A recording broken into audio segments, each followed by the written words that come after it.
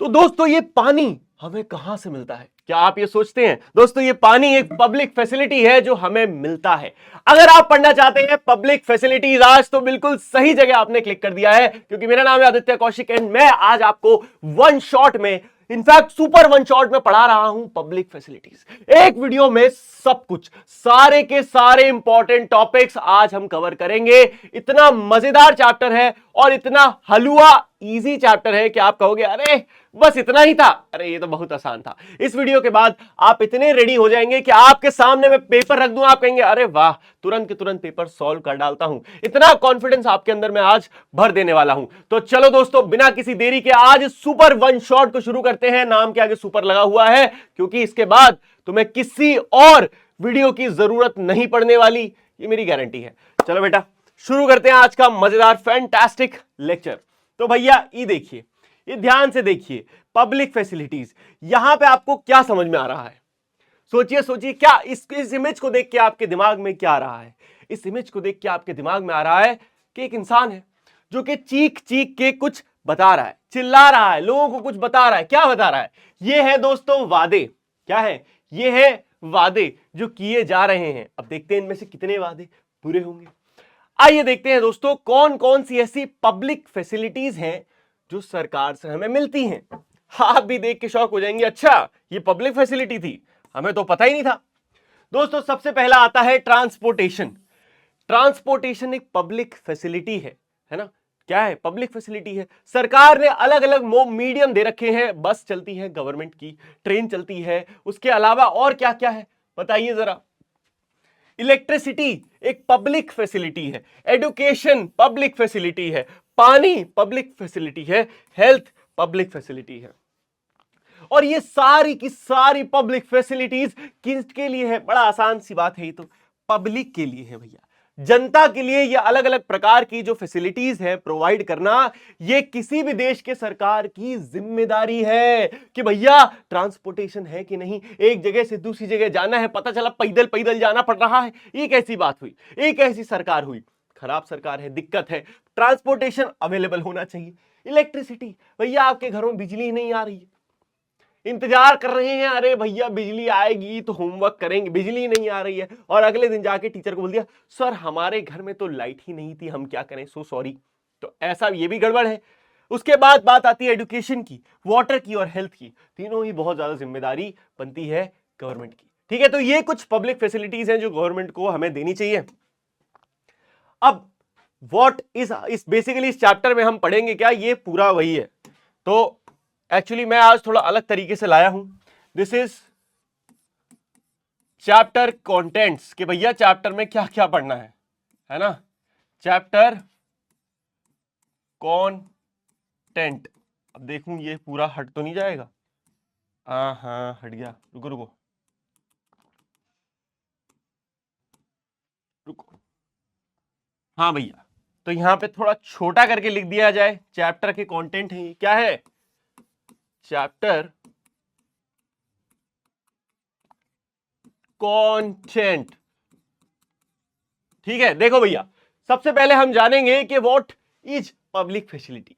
Public facility आखिर होती क्या है ना? डेफिनेशन पता हो, परिभाषा नहीं पता होगी तो पेपर में क्या लिख के आओगे बउआ? है क्या लिख के आओगे? परिभाषा पता होना बहुत जरूरी है, परिभाषा पढ़ेंगे। फिर बात आएगी एक कहानी की, water and the people of Chennai. तो दोस्तों एनसीईआरटी के इस शानदार एग्जाम्पल के थ्रू हम जानेंगे कि चेन्नई के लोगों की जिंदगी कैसी चल रही है पानी को लेकर, कितने लोगों को पानी मिल रहा है, कौन लोगों को पानी नहीं मिल रहा है। फिर बात आएगी water supply to Chennai, is it available to all? एक सवाल है हमारे सामने कि क्या पानी सब लोगों को अवेलेबल है चेन्नई में? अगला है water as a part of fundamental right of life. यह भी जानेंगे दोस्तों कि पानी सिर्फ हमारे प्यास बुझाने का वो नहीं है कि हाँ भाई पानी हमें मिल जाए कहीं से, पानी हमारा फंडामेंटल राइट है सच में? एग्जैक्टली बेटा, अरे आर्टिकल 21 इंश्योर करता है राइट टू लाइफ, और राइट टू लाइफ के आगे लगा है छोटा सा स्टार, जिसको जो कहता है कि उसके अंदर और भी अलग अलग चीजें हैं जैसे कि पानी। भैया पानी नहीं मिलेगा साफ तो कैसे जिएंगे हम, कैसे मिलेगा इंसाफ? वाह वाह वाह वाह, है ना? सिर्फ पानी नहीं है, इनफैक्ट हवा भी है। दिल्ली के लोगों को देखो, हमें भाई हवा नहीं मिल रही है, तो हमारा भी राइट टू लाइफ यहां पे वायलेट हो रहा है, लेकिन किसी को कोई परवाह ही नहीं। आगे बढ़ेंगे, बात करेंगे गवर्नमेंट के रोल की, सरकार का क्या रोल रहेगा इसमें, और फिर बात करेंगे इन सर्च ऑफ ऑल्टरनेटिव्स, क्या क्या इसके अलावा ऑप्शन है जो किए जा सकते हैं। ठीक है, तो ये कुछ सिंपल चैप्टर है, इतने इजी टॉपिक है, मोटा मोटी पानी के बारे में बात होगी, पानी हमें कहां से मिलता है, सरकार की क्या जिम्मेदारी है, इसके ऊपर चैप्टर है। महा आसान चैप्टर है, क्या महा आसान चैप्टर है भैया, इससे आसान चैप्टर तुम्हारी 8वीं कक्षा में शायद ही कोई होगा। आइए बात करते हैं परिभाषा ऑफ द पब्लिक फैसिलिटी की, जैसी हमने बात करी थी कि परिभाषा बहुत जरूरी है। पहले थिंग्स जैसे कि electricity, public transport, schools, colleges etcetera which are necessary for survival are known as public facility. तो सारी वो फैसिलिटीज जो कि नेसेसरी है, यानी कि बेहद जरूरी है, यानी कि अति आवश्यक है। क्या है? अति आवश्यक, इनके बिना जीना बहुत कठिन है, बहुत मुश्किल है, नेसेसरी है सर्वाइवल के लिए, इन्हें ही कहा जाता है पब्लिक फैसिलिटी। क्या कहते हैं? Public facility. डेफिनेशन एकदम बढ़िया, रट डालो रट डालो, पढ़ो मेरे साथ, बोलो things like electricity, public transport, school, college etcetera. ये तो बस एग्जांपल्स हैं, असली डेफिनेशन यहां है, which are necessary for survival are known as public facility. तो सारी वो चीजें जो कि हमारे सर्वाइवल के लिए जरूरी है वो पब्लिक फैसिलिटीज हो जाती है। As simple as that, as easy as that, सरकारी स्कूल बस है, ये कॉलेज का बच्चा है, पढ़ाई कर रहा है? तो ये सिंपल सी बात होगी, very easy definition. Public facilities are provided so that its benefit can be shared by many people.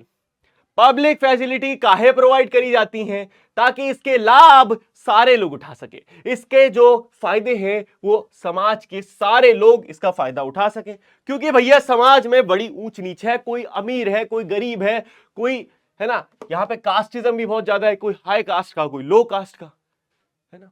तो ऐसे में सरकार की जिम्मेदारी बनती है कि भैया देखो, चाहे बंदा अमीर हो, चाहे बंदा गरीब हो, लेकिन कुछ बेसिक आवश्यकताएं जैसे पानी, एजुकेशन, ये सबको मिले। इसमें कोई ऐसी दिक्कत ना रह जाए कि भैया अमीर को मिल गई एजुकेशन, अमीर को मिल गया पानी, गरीब बेचारे हवा खा रहे, हमें तो खाना नहीं मिला, हवा खा रहे बेचारे, ऐसा नहीं होना चाहिए ना। तो इसीलिए कुछ चीजें गवर्नमेंट प्रोवाइड करती है as public facilities. This is the responsibility of the government to make public facilities available to every individual, and no one should be discriminated just on the basis of social or economic division. दोस्तों, अंतर्यामी वाला vibe आ गई मेरे अंदर।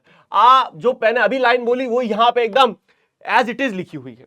तो भैया सरकार की फुल जिम्मेदारी है कि सारी पब्लिक फैसिलिटीज आप तक, मुझ तक, हमारे पूरे समाज तक जा पहुंचे, सबके पास अवेलेबल हो। ऐसा ना हो कि कोई अमीर है, कोई गरीब है, कोई मोटा है, कोई पतला है, कोई काला है, कोई गोरा है, इस वजह से उसको नहीं मिले पब्लिक फैसिलिटी, ऐसी दिक्कत नहीं आनी चाहिए। तो भैया सोशल डिवीजन हो या इकोनॉमिक डिवीजन हो, इकोनॉमिक समझते हैं ना, अरे यार कमाल करते हैं गुरु, इकोनॉमिक शब्द जहां आ जाए आज के बाद नहीं भूलोगे। आज कंफ्यूजन हो गई, कोई बात नहीं, आज के बाद आदि भैया यहां खड़े हैं, नहीं भूलोगे। जब भी जिंदगी में पढ़ो इकोनॉमिक, समझ जाना कि बातचीत हो रही है किसकी? पैसा, रुपया। इकोनॉमिक डिवीजन यानी कोई अमीर है, कोई गरीब है, कोई महागरीब है, इसे ही कहते हैं इकोनॉमिक। तो जहां वर्ड आ जाए इकोनॉमिक, मतलब बात हो रही है पैसे की, है ना भैया। चलो मामला एकदम चौकस है, क्लियर है? क्लियर है, बहुत बढ़िया। चलिए अब बात आती है कहानी की। पब्लिक फैसिलिटीज की एकदम हमने घोट के डेफिनेशन रट डाली, एक नहीं, दो नहीं, 3 पेज में डेफिनेशन पढ़ लिए, इतना बहुत है। 5 नंबर का सवाल आएगा, देखो भैया 5 नंबर में सवाल आएगा तो पहले ये 2 लाइन लिखना, ठीक है, फिर ये लिखना, फिर ये लिखना, इतना पॉइंट लिख दोगे, उसके बाद चेन्नई की कहानी लिख देना। 5 नंबर क्या हो सकता है, टीचर खुश होकर 5.5 दे दे, मजाक कर रहा हूं, 5 पूरे मिलेंगे, ठीक है, अगर इतने डेफिनेशंस लिख के आओगे। चलो बबुआ आगे बढ़ते हैं और बात करते हैं चेन्नई की कहानी की। चेन्नई में ऐसा क्या है ना, क्या आप जानते हैं चेन्नई को पहले किस नाम से पुकारा जाता था? अगर पता है तो कमेंट में बताइए, विदाउट गूगल या चैट जीपीटी करे। और जिसने चैट जीपीटी करा समझ लेना उसके पेपर में आएंगे मार्क्स कम, ठीक है। अपनी नॉलेज से बताइए क्या कहा जाता है। चलो तो कहानी देखिए, कहानी है मिस्टर राम गोपाल जी की। राम गोपाल जी जो है उनका ऑरा बहुत हाई है क्योंकि वो रहते हैं Anna Nagar. Anna Nagar is very rich area. You understand guys? Very very posh area, very highly class standard people live there, only officer class people. Chennai का this area looks lush and green. कैसा है? एकदम लश और ग्रीन एरिया है वे, जहां पे loans हैं जिसको मेंटेन करने के लिए क्या होता है, आखिर आए दिन जनरस स्प्रे किए जाते हैं, मतलब पानी फुवारे छोड़े जाते हैं, आसपास एकदम ग्रीनरी बनाई रखी जाती है. समझते हैं? हर शहर में, आपके शहर में भी होगा एकदम शानदार पॉश एरिया. भाई मैं रहता हूं, मैं अब नहीं रहता, लेकिन मैं पहले रहता था बरेली में. बरेली में भी एरिया है दोस्तों राजेंद्र नगर. ठीक है, अब आप कहोगे राजेंद्र नगर तो आदि भैया दिल्ली में है, दिल्ली में भी है, लेकिन मैं बरेली वाले राजेंद्र नगर की बात कर रहा हूं. फुल पॉश एरिया, बढ़िया एरिया एकदम. तो उसी प्रकार ये पॉश एरिया था चेन्नई का अन्ना नगर. Likewise, in an apartment where Mr. Subramaniam lives, water supply is inadequate. They have to spend 500-600 per month to buy water. लेकिन जहां एक तरफ हमारे राम गोपाल जी, जहां पे पानी की कोई कमी ही नहीं है, यहां पे इनके नौकर चाकर गाड़ी धुए पड़े हैं, धै पानी धै पानी धै पानी, पानी कोई समस्या ही नहीं. उसी चेन्नई में एक और भी रहते हैं. कौन? एक छोटे से अपार्टमेंट में मिस्टर सुब्रमण्यम अय्यर. अच्छा अय्यर नहीं है, ये मैंने लगा दिया. मिस्टर सुब्रमण्यम, इनके यहां पानी की सप्लाई बड़ी इनएडिक्वेट है. कभी आती है कभी नहीं आती है, कभी आती है कभी नहीं आती है, बड़े परेशान रहते हैं.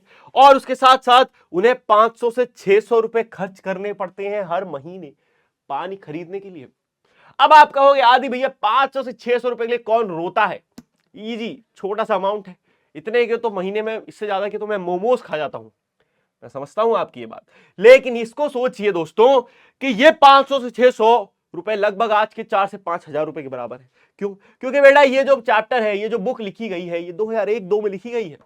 समझ रहे हैं? 2001-2 की बात करिए, जब 500-600 रुपए रकम होती थी. तो आज की नहीं, तब की बात करिए. देखिए अब एक और कहानी, इधर ही रहती है शिवा.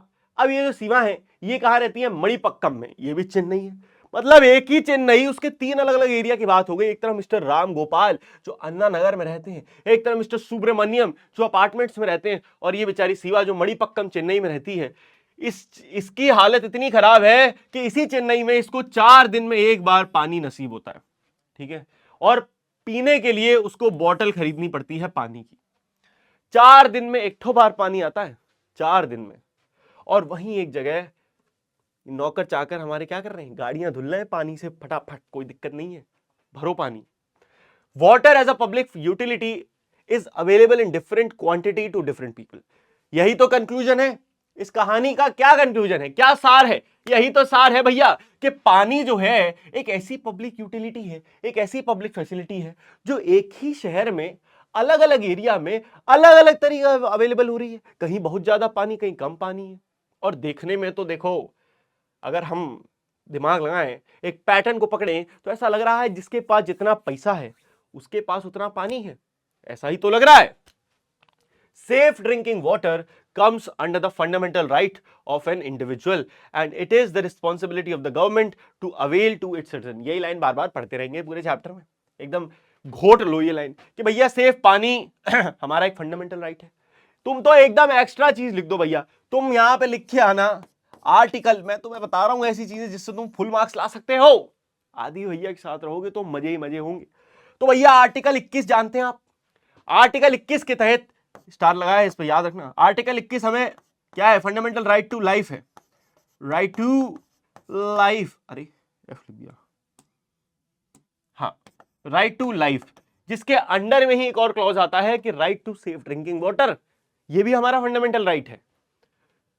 तो भैया इसके तहत सरकार की जिम्मेदारी बनती है कि वो अपने सारी जनता को, सिटीजन्स को सेफ पानी पहुंचाएं. लेकिन क्या ये हो पा रहा है जज साहब?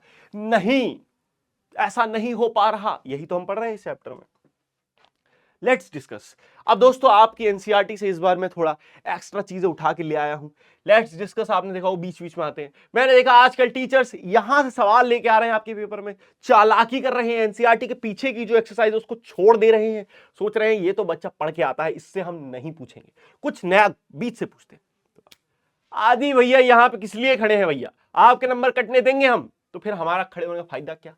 देखिए भैया, पहला है what are public facilities, what are its important characteristics. कुछ बोलना पड़ेगा, कुछ बोलना पड़ेगा, बताओ इतनी देर से क्या पढ़ रहे हैं। पब्लिक फैसिलिटीज क्या है? वो फैसिलिटीज जो नेसेसरी है सर्वाइवल के लिए, है ना, नेसेसरी है सर्वाइवल के लिए, और इन्हें कौन प्रोवाइड करता है? गवर्नमेंट प्रोवाइड करती है। बस यही चीज है जो पूरे 5 पॉइंट थे। दूसरा, analyse the 3 situations given in the text and fill in the details. अच्छा, ये तो भैया डिटेल्स तो आई नहीं, ठीक है, पर बेसिकली यहां पे जो 3 सिचुएशंस की बात हो रही है ये आप बहुत आसानी से समझ सकते हैं कहां की बात हो रही है। एक तरफ अन्ना नगर,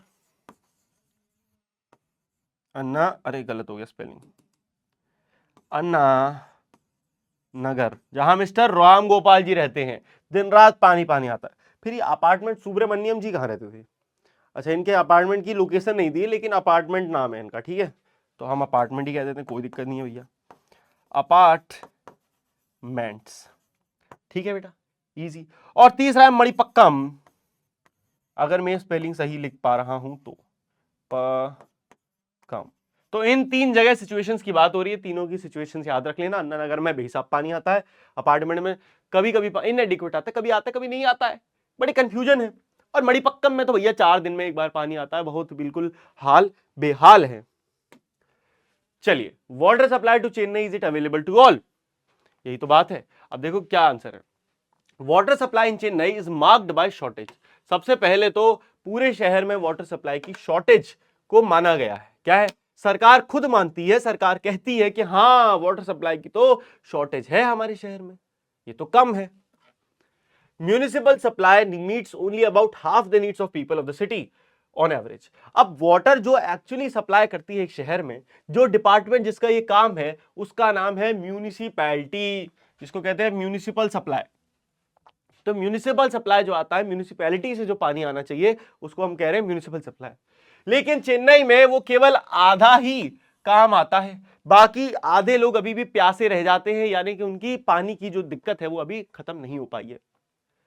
the burden of shortfalls in water supply, ये जो बर्डन है पानी कम होने का, ये ज्यादातर आके गिरता है बेचारे गरीब लोगों पे। कि मतलब म्यूनिसिपल सप्लाई जो है, सरकारी पानी जो है, सारे वो लोग जो अमीर हैं, सरकारी दफ्तर हैं, सरकारी अफसर हैं, सरकारी घर हैं, सरकारी क्वार्टर हैं, वहां पे दबादब पानी आ रहा है, कोई परेशानी नहीं है। लेकिन बेचारे जो गरीब हैं, वहां नहीं आ रहा सरकारी पानी, है ना, वही वो उन्हीं को जरूरत है देखा जाए तो। अब देखो आगे बढ़ेंगे हम, टैंकर आते हैं, टैंकर आते हैं पानी के, जहां से लोग पानी खरीदते हैं। अब इन टैंकर से आसानी से एक अफसर या हमारे जो राम गोपाल जी हैं जो वहां रहते हैं, वो आराम से पानी खरीद सकते हैं, उनका बहुत पैसा है, पैसे की कोई कमी नहीं है दोस्तों। लेकिन बेचारे, उनसे कोई पानी नहीं मांग रहा, ये जो बेचारे गरीब हैं, इनसे टैंकर से पानी खरीदवाया जा रहा है। ये तो हमारे हाल है चेन्नई का।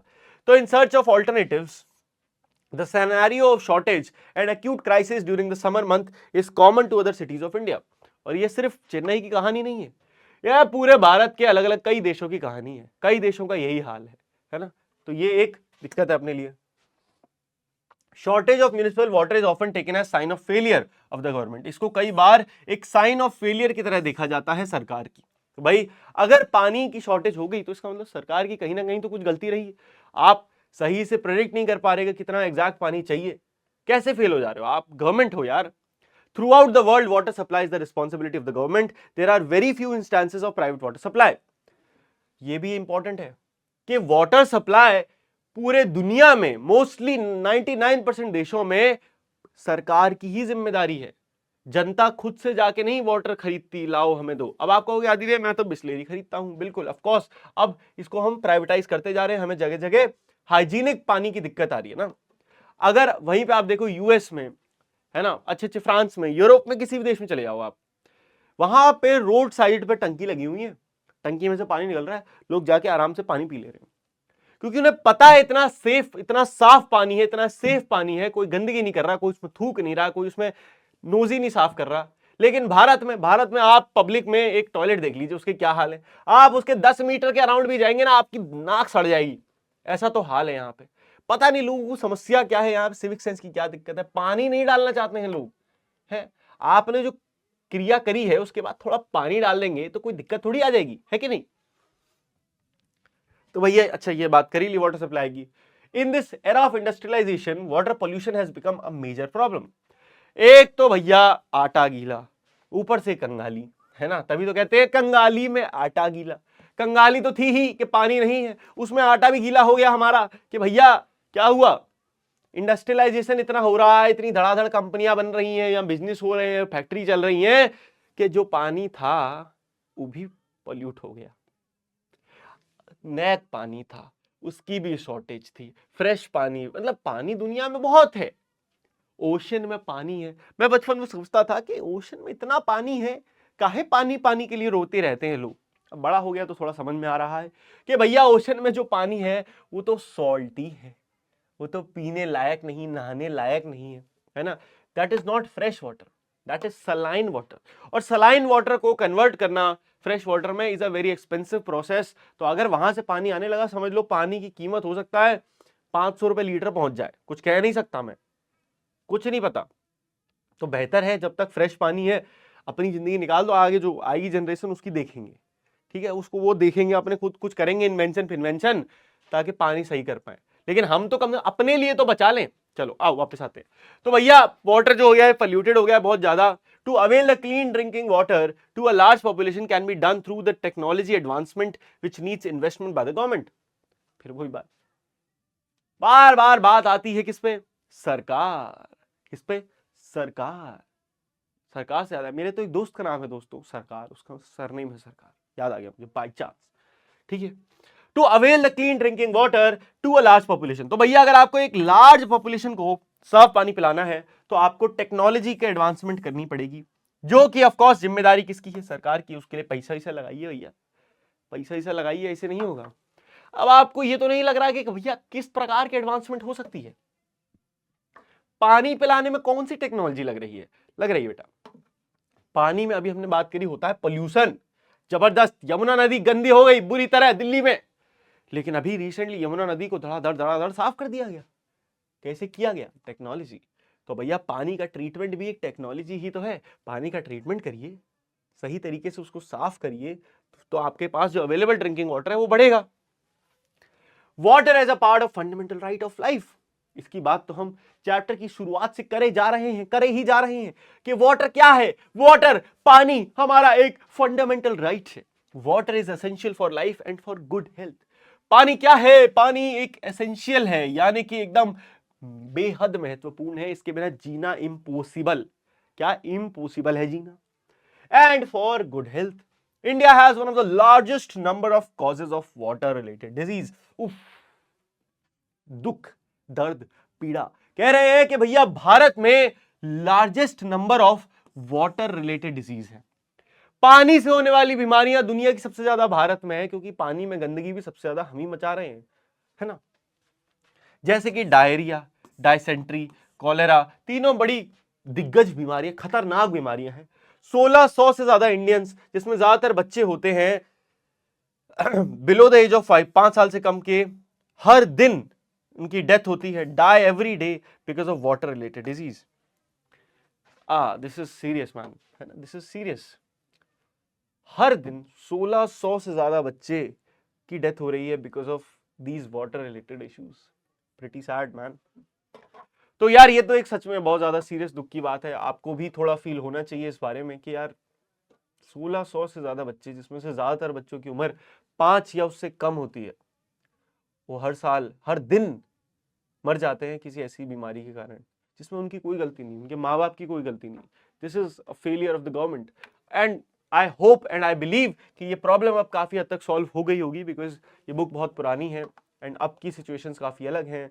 We have moreover dealt with the problem of पानी की सप्लाई से थोड़ा बहुत हमने डेल कर दिया है। चलो, The Constitution of India recognizes the right to water as being a part of right to life under the Article 21। आहा, यही तो आदि भैया आपको बहुत देर से बता रहे थे। तो भैया right to life, right to life के अंदर आर्टिकल जो है, आर्टिकल 21 जो है उसमें राइट टू लाइफ आता है, जिसका मतलब है कि यूनिवर्सल एक्सेस होना चाहिए पानी का। भैया पानी सार्वजनिक अधिकार, सबका अधिकार, सबका विकास, सबका अधिकार, सबका पानी। As simple as that। पानी सबका अधिकार है। The High Court और Supreme Court have held that the right to safe drinking water is a fundamental right। और हमारे देश के जो हाई कोर्ट है और सुप्रीम कोर्ट, उच्च लेवल न्यायालय, सबसे ऊपर इन्हीं की चलती है भैया। Supreme court, high court, supreme court ने बोल दिया तो बोल दिया। तो भैया यहां सुप्रीम कोर्ट ने भी बोल दिया है कि right to safe drinking water एक फंडामेंटल राइट है। ये हमारा मूल अधिकार है कि हमें सेफ पीने का पानी मिले। समझ में आ रहा है? एटलीस्ट अब आपको लग रहा होगा ये सब क्यों पढ़ाया जा रहा है, क्या है बेटा? इसलिए पढ़ाया जा रहा है ताकि तुम्हें पता तो चले, अगर तुम्हें पानी नहीं मिल रहा है तो ये जिम्मेदारी किसकी है, किससे जाके तुम बोलोगे कि मुझे पानी क्यों नहीं मिल रहा सही, किसकी जिम्मेदारी है? सरकार की। तो आप क्या कर सकते हो? सरकार जाके लड़ नहीं सकते कि ना मुक्केबाजी हो जाए, आ जाओ आजा भाई, नहीं, आप सही लीडर चूज कर सकते हैं ना। यही है हमारे हाथ में, we live in a democratic country, हमारे हाथ में है सही लीडर। तो जब आप बड़े हो जाएंगे तो मे बी जब आप अपना लीडर चूज कर रहे हो, थिंक अबाउट इट, ये पॉइंट याद करिएगा, आदि भैया की क्लास याद करिएगा और याद करिएगा कि क्या कोई लीडर ऐसा है जो कि अपने जो एजेंडा आते हैं ना पूरे कि मैं क्या क्या करूंगा, उसमें उसने ये भी रखा है कि हाँ मैं पानी सेफ सबको पिलाऊंगा। और अगर नहीं रखा तो आप जाके पूछ सकते हैं भाई क्यों नहीं रखा, ये आपके लिए इंपॉर्टेंट नहीं है लोगों को पानी पिलाना। समझ में आ रहा है? आगे बढ़ जाओ। तो verdicts given by court make it the responsibility of the government to ensure the supply of fresh drinking water। तो ये जो verdict पता है ना आपको, फाइनल डिसीजन। verdict माने क्या होता है? Final decision. तो ये जो फाइनल डिसीजन दिए गए हैं कोर्ट ने, ये बताते हैं कि ये सरकार की जिम्मेदारी है, responsibility of the government to ensure the supply of fresh drinking water. तो भैया फ्रेश पानी मिले सब लोगों को, ये सरकार की जिम्मेदारी है, बहुत जरूरी है ये चीज। अरे एक और लेट्स डिस्कस आ गया भैया, कर लेते हैं, यहां से ही पेपर आ जाए फिर कुछ मजा आ जाएगा। देखो भैया, what problem do you identify in the above given statement, what do you think can be done to improve water supply. तो भैया अभी जो हमने ऊपर ये सारे स्टेटमेंट पढ़े, ये स्ट्रेट एनसीईआरटीज के हैं, है ना, ये सारे, इसमें आपको क्या प्रॉब्लम आइडेंटिफाई हो रही है कि दिक्कत कहां है, क्या दिक्कत है, पानी की क्या ऐसी समस्या हो रही है ना, and what do you think can be done to improve water supply. सोच सकते हो, हमने पढ़ा था कि भाई पानी जो है आधे भी लोगों की नीड पूरी नहीं कर पा रहा है ना। म्यूनिसिपल सप्लाई इनएडिक्वेट पानी सप्लाई कर रहा है, जहां पे अमीरी है वहां पानी सप्लाई कर दे रहा है, जहां पे गरीब लोग हैं वहां नहीं कर पा रहा है। तो यहां पे आप क्या कर सकते हो? आप कर सकते हो कि सबसे पहले तो गवर्नमेंट को एनालिसिस करना चाहिए कि एग्जैक्टली पानी की जरूरत कितनी है। उसके बाद गवर्नमेंट को पैसा लगाना चाहिए इन, क्या कहते हैं उसको, इन्वेस्ट करना चाहिए इन टेक्नोलॉजी, ये भी हमने पढ़ा। टेक्नोलॉजी में इन्वेस्ट करिए ताकि बेहतर हमारे पास पानी आ पाए, ज्यादा पानी आ पाए। ठीक। अगला सवाल है, reason out why the constitution of India states water is a part of fundamental right to life. और ये भी बताइए कि भैया कॉन्स्टिट्यूशन ने ऐसा क्यों कहा होगा कि वाटर जो है एक फंडामेंटल राइट टू लाइफ है। क्योंकि बहुत इजी, इसका एक लाइन में आंसर मैं दे देता हूं, बाकी आप देख लेना। वाटर यानी कि पानी इज एसेंशियल टू लाइफ। तो पानी जो है वो एसेंशियल है लाइफ के लिए, इसके बिना हम जी नहीं सकते। तो इसीलिए जो हमारा संविधान है उसने इसे फंडामेंटल राइट टू लाइफ के अंदर डाला है कि भैया सेफ पानी भी जीवन का ही एक बहुत महत्वपूर्ण हिस्सा है। सेफ पानी नहीं होगा तो काय का जीवन भैया। The government's role continuation. तो भैया आइए अभी हम इतनी देर से सरकार के रोल की बात, काफी हद तक आपको लग रहा होगा चैप्टर सिमिलर बातें आ रही है, ऐसा ही चैप्टर है, इजी पीजी चैप्टर है। ठीक है। The main source of revenue for the government is the taxes collected from the people, and the government is empowered to collect these taxes and use them for such programs. अब ये सोचिए, सरकार अपने पैसे लेने में नहीं फेल होती कभी। सरकार कभी ये फेल नहीं होगी कि मेरी तो मान लो मेरी सैलरी है 25 लाख रुपए एग्जाम्पल, या 50 लाख रुपए, उसमें से मेरा टैक्स कटेगा, जो भी टैक्स कटेगा। कभी ऐसा हो जाए सरकार से टैक्स कटना सरकार भूल जाए, टैक्स इनकम टैक्स कटा ही नहीं, ऐसा हो सकता है? इम्पॉसिबल। इनकम टैक्स कभी कटना नहीं फेल हो सकता, लेकिन पानी हमें सेफ मिलने में सरकार फेल हो सकती है। ये परेशानी, हमने इतना फ्लेक्सिबल बना दिया है अपने देश को, इतना फ्लेक्सिबल, क्योंकि यहां पे हमारे देश में कोई भी अपनी रिस्पॉन्सिबिलिटी पूरी नहीं निभा रहा। जब जनता नहीं निभा रही, जब जनता अपनी, जनता क्या है, यहाँ पे जनता खड़ी होती है, पब्लिक जितनी फैसिलिटीज हैं वहां पे क्या है, रोड पे सूसू करके चले जाते हैं, रेड लाइट पे खड़ा नहीं हुआ जाता है है ना, हेलमेट लगाए नहीं जाते। तो जब हमारे ही अंदर खोट है तो हम सरकार से जाके क्या बोलें भैया, हम उनसे कैसे बोले आप गलत कर रहे हैं, क्योंकि हम ही बहुत बढ़िया नहीं कर रहे। तो किसी ना किसी को इसको थोड़ा साइकिल को ठीक करना पड़ेगा। इसी चीज के चक्कर में कि जनता भी जो है लगी हुई है अपने हरकतों में कि भाई हम भी थोड़े बहुत रूल्स काट लें कि भैया, आप सोचो वैसे सब कहते हैं पुलिस वाले बड़े ऐसे होते हैं, चालान कट जाता है, ये हो जाता है, वो हो जाता है, चालान काटते हैं इलीगल। लेकिन अगर पकड़े गए, है ना, और पुलिस वाला कहे कि बेटा मैं चालान काट रहा हूं, जाके जो कोर्ट, जो आसपास का कोर्ट है या आरटीओ है, वहां जाके अपना चालान क्लियर कराना पड़ेगा। तो तुम क्या, लोग क्या कहते पता है, कहते हैं अरे 300-400 रुपए ले लो सर, हमें छोड़ दो। ये तो हाल है। तो भैया ऐसे में क्या सरकार को बोले और क्या सरकार जनता को बोले, सरकार की भी गड़बड़ है, जनता की भी गड़बड़ी है। तो मेन सोर्स रेवेन्यू का क्या है, टैक्सेस का है। ये जो टैक्स हमसे कलेक्ट किया जाता है, मतलब हमसे नहीं, जिन लोगों की इनकम हाईफाई है, समझ जाइए आप। तो टैक्स जिनकी हाईफाई है, जिनकी इनकम हाईफाई है, उनके से टैक्स लिया जाता है और इस टैक्स का इस्तेमाल सरकार को करना चाहिए इसी प्रकार के प्रोग्रामों में। प्रोग्राम मतलब लोगों को सेफ पानी पिलाना इस प्रोग्राम में, ठीक है। ओके ओके ओके, चलो भाई। So for instance to supply water the government has to incur lots of पैसा। भाई अब इस समय क्या क्या चाहिए, सरकार को पंप लगाना पड़ेगा, ठीक है, लॉन्ग डिस्टेंस तक कैरी करना पड़ेगा, पाइप लगाने पड़ेगा, डिस्ट्रीब्यूशन करना पड़ेगा, वाटर को ट्रीट करना पड़ेगा कि भैया गंदगी को साफ करें, और फाइनली वेस्ट वाटर को भी ट्रीट करना पड़ेगा। यही तो हमने बात करी, इसी में तो पैसा लगाना है, और किसमें लगाओगे। It meet these expenses partly from the various taxes it collect. तो भैया इसके आधे अधूरे काम तो सरकार करती है, टैक्स से जो पैसा आता है, लेकिन बाकी के कामों के लिए वो क्या करती है, पैसा लेना शुरू कर देती है। पैसा लिया जाता है ना। गवर्नमेंट, कई शहरों में आपने देखा होगा कि पानी का भी फीस वो जाता है मंथली, जैसे इलेक्ट्रिसिटी बिल वैसी वाटर का बिल जाता है। तो प्राइस सेट किए जाते हैं ताकि सब लोग इस पानी को अफोर्ड कर पाए। एक मोस्ट इंपॉर्टेंट टास्क जो है सरकार का वो है कि भैया रिसोर्सेज सब लोगों को पहुंचे, है क्या है कि रिसोर्सेज जो है सब लोगों तक पहुंचे। अरे अरे अरे भैया, अरे अरे कहां चलेगा, यहां ये by making the administration strict and effectively important। क्या है, effectively implementing schemes government can help underprivileged the government by utilizing the revenue collected in better social schemes and using the resources in better manner can ensure the well-being to maximum of population। तो यही तो हम कह रहे हैं कि ये जो रेवेन्यू आपने कलेक्ट करा है, इसको बस आपको सही जगह लगाना है। अगर आपने इसको सही जगह लगा दिया तो आप इंश्योर कर पाओगे कि मैक्सिमम पॉपुलेशन तक सही रिसोर्सेज पहुंच पाए।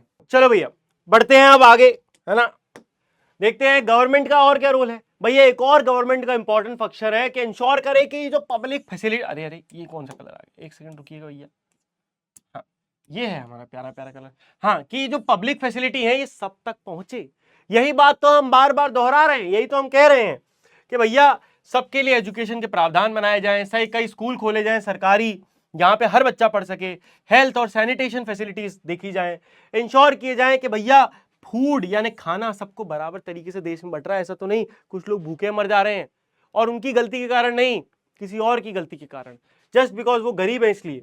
Improving the means of transport को थोड़ा बेहतर बनाया जाए कि भाई हर इंसान के लिए वो एक्सेसिबल हो जाए। Maintenance of public utility works like post office, railway, जितनी भी रोडवेज है, सारी चीजें गवर्नमेंट की जिम्मेदारी ही तो है। और क्या रोल, प्राइवेट कंपनी जो है वो केवल प्रॉफिट के लिए आती हैं, लेकिन पब्लिक फैसिलिटीज जो है वो लोगों की बेसिक नीड्स के लिए होती हैं।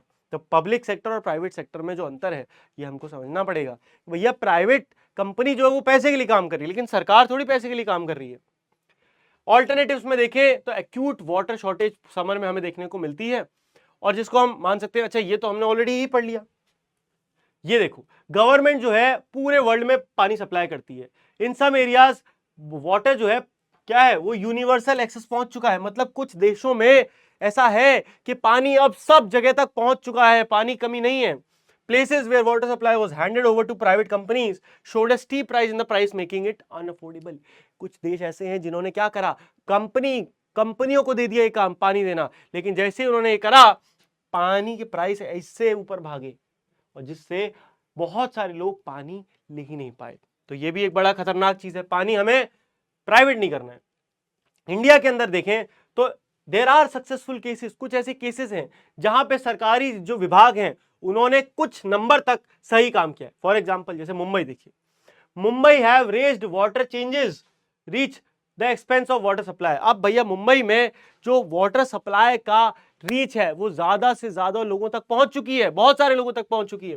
हैदराबाद में बहुत सारा इंप्रूवमेंट दिखा है इस चीज को लेके, लेकिन डिपार्टमेंट ऑफ चेन्नई ने भी कुछ इनिशिएटिव्स लिए हैं रेन वाटर हार्वेस्टिंग के लेके, लेकिन अभी तक वो प्रॉपर पानी नहीं दे पा रहे हैं। लेकिन कर रहे हैं ये शहर, लेकिन इन्हें थोड़ा और एक्टिवली करना चाहिए। हेल्थ प्रॉब्लम देखो, डिसीज फैलती है जो फैलने वाला, कम्युनिकेबल मतलब एक से दूसरे तक फैलती है। न्यूट्रिशन की कमी है इंडिया में, एनवायरमेंटल सैनिटेशन है नहीं, एयर क्वालिटी की ऐसी बैंड बजी पड़ी है पूछो मत, मेडिकल केयर प्रॉब्लम है, अच्छे हॉस्पिटल्स नहीं है, सरकारी हॉस्पिटल कम है, जहां है वहां भीड़ इतनी भरी पड़ी है कि आम जनता जा ही नहीं पा रही है, उन्हें मिल ही नहीं रहा है।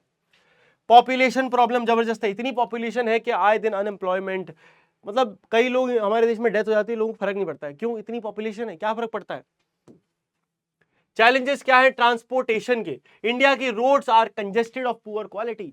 हमारे देश में आए दिन लोग एक्सीडेंट से डेथ हो जाती है, किससे? क्योंकि गड्ढे बने हुए रोड पे। अभी दो महीने पुनः पहले बने हुए पुल भारत में गिर जाते हैं, ये हमारे देश का हाल है। Lane capacity is low, most national highways are 2 lane. ज्यादातर नेशनल हाईवे में केवल और केवल क्या है? 2 लेन है या उससे कम है। एक क्वार्टर यानी कि 1/4 ऑफ इंडिया हाईवे कंजेस्टेड हैं। हमारे देश में 1/4 जो हाईवे हैं वो भरे पड़े हैं, जाम आए दिन लगता है, क्योंकि लोग ज्यादा हैं, जगह कम है। ये तो कॉमन सेंस है भैया, लोग ज्यादा होंगे जगह कम होगी तो क्या होगा? जाम लगेगा। कई रोड्स की बड़ी पुअर क्वालिटी है, रोड मेंटेनेंस बहुत ही खराब है। Only around 1/3 of maintenance need जो है मीट की जाती है, केवल 1/3 जो मेंटेनेंस है वो की जाती है, बाकी की मेंटेनेंस जाए भाड़ में। इसकी वजह से डिटोरिएशन, रोड्स के एकदम डिटोरिएशन हो जाता है और लोगों का जो एक्सपीरियंस है रोड का वो बड़ा खराब हो जाता है, आए दिन एक्सीडेंट्स भी होते हैं। चैलेंजेस और क्या है? नेशन में केवल हमारे नेशन में 13 मिलियन कार्स ऑन रोड्स हैं, ये कि बहुत पुराना डेटा, आज के समय पे कम से कम 20-25 मिलियन होंगी, which is just 1% of the countries population, जो कि इस समय केवल पूरे देश का 1% है। इमेजिन करो अगर ये गाड़ियां सस्ती हो गई, ज्यादा लोगों के पास आ गई, तब कितना जाम लगेगा देश में। आज आपने देखा होगा दिल्ली नोएडा में जो बच्चे रहते हैं, जो ये वीडियो देख रहे हैं, उन्हें पता है कि दिल्ली नोएडा में हर दिन जाम लगता है, एवरी डे, सुबह शाम आप ऑफिस से घर आओ 1-1.5 घंटा मान के चलो, ये नॉर्मल होता जा रहा है हमारे भारत में। In addition only 10% of Indian households own a motorcycle. केवल 10% लोग हैं पूरे भारत में जिनके पास मोटरसाइकिल है। आज के देश में, आज के समय में public transport still primary mode of transport है, जिस पर सरकार एकदम बिल्कुल काम नहीं करती। ऑटो चलते हैं जिनकी हालत खराब है, जो एक्सट्रीम भर भर के चलते हैं, जो मनचाहा चार्ज करते हैं। पब्लिक फैसिलिटीज, पब्लिक बसेस है ही नहीं आधे से ज्यादा शहरों में। इंडियन रेलवे लार्जेस्ट और fourth most heavily utilise system है पूरे वर्ल्ड में। भारत का रेलवे सिस्टम की क्या बात करें, आपको पता है बहुत अच्छा है इन टर्म्स ऑफ जो वो काम करता है, लेकिन जिस तरह वो करता है वो बहुत गलत है। आए दिन वहां पे आप देखते हैं कि कितनी गंदगी रहती है।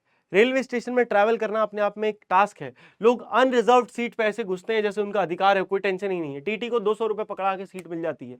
इस तरीके का हाल हमारे देश में आए दिन देखने को मिलता है। इंडिया की पहली नेशन वाइड प्रोग्राम है rural sanitation, the central and rural sanitation programme, जिसको 1986 में लॉन्च किया था, लेकिन इसने कुछ काम ऐसे खास करा नहीं। द बेसिक ऑब्जेक्टिव इस प्रोग्राम का यह था कि क्वालिटी ऑफ लाइफ जो है गांव के लोगों की, उसको थोड़ा बेहतर बनाया जाए, उनको थोड़ी प्राइवेसी पहुंचाई जाए और डिग्निटी मिले वुमेन्स को। क्यों? क्योंकि भैया एक समय था जब गांव में टॉयलेट्स ही नहीं थे, तो औरतों को सुबह 4 बजे उठ के वॉशरूम जाना पड़ता था। दिन में हो जाएगा तो लोग कोई देख ना ले, और वो फिर पूरे दिन वॉशरूम नहीं जा सकते। इसके लिए आपने एक पिक्चर देखी होगी अक्षय कुमार की, टॉयलेट एक प्रेम कथा, देखिए ना, तो उसमें आपको ये पूरी स्टोरी समझ में आएगी कि क्या होता है। रूरल सैनिटेशन इन इंडिया की अभी हमने यही बात करी है। इफेक्ट ऑफ लोड शेडिंग, ये देखिए ये भी बड़ी दिक्कत है। Greatly hamper the students practically. अब भैया लोड शेडिंग क्या होता है कि कई बार आपने कहा बिजली ही नहीं आती सही से, जिसकी वजह से कई बार बच्चे एग्जाम में पढ़ नहीं पाते। प्रोडक्शन मिल और फैक्ट्रीज में प्रोडक्शन कम हो जाता है क्योंकि बिजली नहीं आती है। कमोडिटीज जो है kept for preserving cold storage में, वो ठंडी हो जाती है, वो खराब हो जाती है। तो फ्रिज में जो सामान रखा है जो सही रहना चाहिए क्योंकि वो आगे बेचा जाना है, वो खराब हो जाता है, सड़ जाता है रखे रखे। फार्मर्स बेचारे फेल हो जाते हैं पानी देने में अपने फील्ड को। शॉप, हॉस्पिटल, हाउस, इन सब में दिक्कत आती है अगर बिजली चली जाए तो। माइग्रेशन, अगली दिक्कत है रूरल से अर्बन माइग्रेशन, जबरदस्त चल रहा है कि भैया लोग गांव से अब शहर की तरफ बढ़ रहे हैं, इसी को माइग्रेशन कहते हैं। क्यों? क्योंकि वो काम करना चाहते हैं। अब इसके कुछ पॉजिटिव चीजें हैं कि माइग्रेंट की वजह से कुछ पैसा गांव तक पहुंच जाता है, कुछ माइग्रेंट वर्कर को नौकरी मिलती है और अच्छी कंडीशन उनकी जीवन की हो जाती है। लेकिन नुकसान बहुत सारे हैं। नुकसान देखिए कि जो माइग्रेंट वर्कर हैं ये अपने परिवार से बहुत दूर रहते हैं, जिससे एक इमोशनल इफेक्ट उनकी फैमिली पर आता है कि परिवार से दूर रह के बेचारा पैसा कमा रहा है। जो बच्चे होते हैं माइग्रेंट वर्कर के, अक्सर उनको एक ही पेरेंट बड़ा करता है, क्योंकि एक पेरेंट तो पैसा कमाने शहर गया हुआ है। Children must help to cultivate the land and therefore do not get a proper education. अब पापा अगर गांव से बाहर गए हुए हैं तो बच्चे बेचारे क्या खेती कर रहे हैं, तो पढ़ाई लिखाई कर ही नहीं पा रहे हैं। जो ओल्डर बड़े बच्चे हैं वो घर छोड़ते हैं फिर अपने किसमें, घर के और कामों में मदद कराने के लिए और पैसा कमाने के लिए। कई बार small shops in rural areas बंद हो जाती हैं क्योंकि लोग ही नहीं है। लोग सब अगर शहर जाएंगे तो गांव में कोई क्यों रहेगा, गांव में दुकानें नहीं चल पा रही हैं, ये दिक्कतें लगातार रही है। फाइनली कंक्लूजन पे आते हैं। चैप्टर का कंक्लूजन क्या है कि पब्लिक फैसिलिटीज जो है ये हमारी बेसिक नीड्स हैं। हमारे भारतीय संविधान ने कहा है कि right to water, right to health, right to education, सब हमारा राइट टू लाइफ है भाई, ये हमको मिलना चाहिए। मेजर रोल इसमें सरकार का है कि वो इंश्योर करे कि एडिक्वेट पब्लिक फैसिलिटीज सब लोगों को मिलती रहे। यही हमने इस पूरे चैप्टर में सीखा, समझा। और पब्लिक फैसिलिटीज जो है एवरीवन, सबको बेटर लिविंग मिलती है इससे, और एक कंट्री को मदद होती है कि वो पूरे इंटरनेशनल लेवल पे डेवलप कर पाए। Success of government is also acknowledged through the facilities and basic needs. किसी देश की सरकार उतनी अच्छी है जितनी अच्छी वो फैसिलिटीज अपनी आम जनता को दे पा रही है। ये फैसिलिटीज फाइनली क्या है, बिल्डिंग ब्लॉक बनती है एक देश के डेवलपमेंट की। और इसी के साथ हमने कर लिया है पूरा का पूरा चैप्टर समाप्त। आई होप मजा आया होगा। मजा आया तो कमेंट में मजा आ गया सर लिख के जाना, है ना। मजा आ गया आदि भैया, है ना। चलो, और आपको पता ही है मजा आया तो आपको अगली वीडियो भी देख लेनी है, क्योंकि उसमें और ज्यादा मजा आएगा, क्योंकि वो और शानदार इंपॉर्टेंट चैप्टर। ये तो इजी था, अगला चैप्टर थोड़ा टफ है ना। चलो नेक्स्ट पे क्लिक कर दो, मिलते हैं आपसे नेक्स्ट आदि भैया की वीडियो पे। तब तक के लिए goodbye, take care, love you all and जय हिंद दोस्तों, बाय बाय।